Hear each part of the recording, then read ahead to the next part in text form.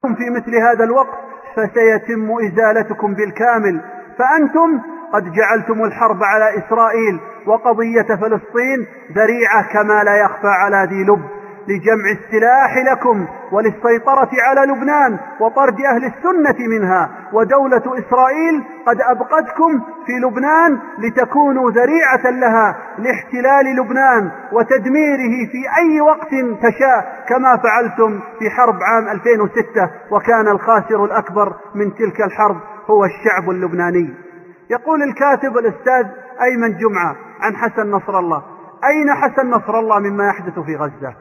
هل ينكر أحد أن فتح المعابر فيه تخفيف عن الفلسطينيين؟ لا أحد، ولكن حنانيكم أنصار الزعيم العربي الحر كما تقولون.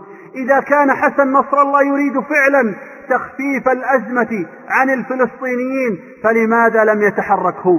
أين صواريخه وعدته وعتاده ورجاله؟ لماذا لم تتحرك يا حسن؟ أين صواريخك التي تستطيع الوصول إلى قلب إسرائيل؟ أين دمك الحر وأنت تشاهد إخوانك يذبحون على النصب في غزة بينما صواريخك مكدسة في مخابئها؟ وأين صواريخ أسيادك في إيران؟ لماذا لم تستخدموها لنصرة إخوانكم في غزة؟ ألا يعلم حسن نصر الله أن تخاذله في هذه المرحلة التاريخية قصفا لإسرائيل ستجعل إسرائيل تخفف ضغطها على غزة؟ لكنه لم يفعل ولن يفعل، والسبب لا يخفى على ذي بصيرة. انتهى كلامه. استمع إلى حسن نصر الله وهو يزين الخطابات ويستغل الأحداث لكسب الرأي والمشاعر. نحن أمة واحدة، يجب أن نتعاون ويجب أن نتضامن دفاعا عن كل مقدس، عن كل أرض محتلة، عن كل شعب مظلوم. ولذلك شعارنا كما كان في القدس نقول: لبيك يا أقصى.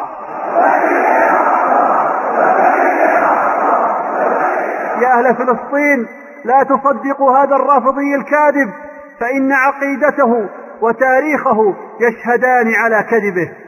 فأما عقيدته فهي التي تقول أن كل من لا يوالي علي بن أبي طالب ولا يشهد له بالخلافة بعد النبي صلى الله عليه وسلم ويتبرأ من أعدائه، وعلى رأسهم الخلفاء الثلاثة أبي بكر وعمر وعثمان، فهو ناصبي عند الرافضة. ومعلوم ما هي منزلة الناصبي عند الرافضة. وقد سئل مرجعهم المعاصر محمد صادق الروحاني هذا السؤال، فقال السائل: ما فائدة الشهادة من دون ولاية أمير المؤمنين عليه السلام؟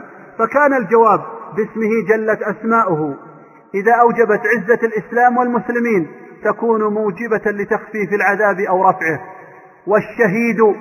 والشهيد غير الموالي له عليه السلام لا يدخل الجنة. والشهيد غير الموالي له عليه السلام لا يدخل الجنة، ولكنه لا يعاقب في الجحيم. فانظروا يا أهل فلسطين ويا أهل السنة، يحكمون بأن الشهداء غير الموالين أي غير الشيعة لا يدخلون الجنة. وأما تاريخ حسن نصر الله فهو أحد أفراد العصابة المجرمة التي شاركت في قتل الفلسطينيين في لبنان. ألم يكن حسن نصر الله أحد أفراد حركة أمل التي قتلت واستباحت دماء الفلسطينيين؟ كانت البداية أول ليلة في رمضان، ليلة الاثنين 20/5/1985، حيث اقتحمت ميليشيات أمل مخيمي صبرا وشاتيلة، وقامت باعتقال جميع العاملين في مستشفى غزة، وساقوهم مرفوعي الأيدي إلى مكتب أمل في أرض جلول.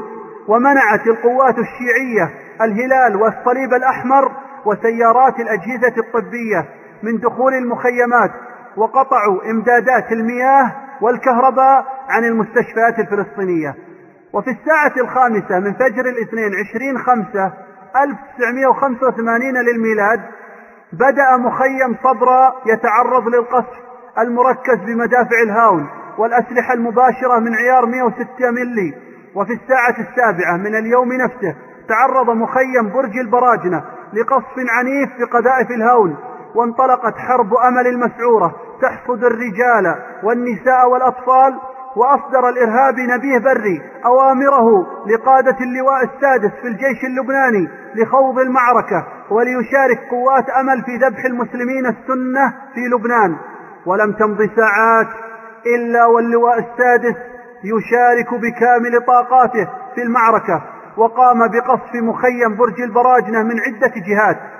ومن الجدير بالذكر أن أفراد اللواء السادس كلهم من الرافضة، بل وشاركت القوات الكتائبية بقصف المخيمات الفلسطينية بالقذائف المدفعية والصاروخية. وبادرت قيادات الجيش اللبناني ممثلة بقيادة ميشيل عون ولأول مرة منذ شهر شباط 1984 إلى إمداد اللواء السادس بالأسلحة والذخائر. هذا تاريخ حسن نصر الله. يا أهل السنة في فلسطين، هل نسيتم ماذا قال السفاح اليهودي شارون في مذكراته عن شيعة لبنان؟ ألم يقل في تلك المذكرات في صفحة 584: إنني اقترحت إعطاء قسم من الأسلحة التي منحتها إسرائيل ولو كبادرة طيبة رمزية إلى الشيعة الذين يعانون هم أيضا مشاكل خطيرة مع منظمة التحرير الفلسطينية. وقال في المصدر نفسه: لم أرى يوما في الشيعة أعداء لإسرائيل على المدى البعيد. وقال: وأما عدونا الحقيقي الذي رأيته هنا فيتمثل بالمنظمات الإرهابية الفلسطينية.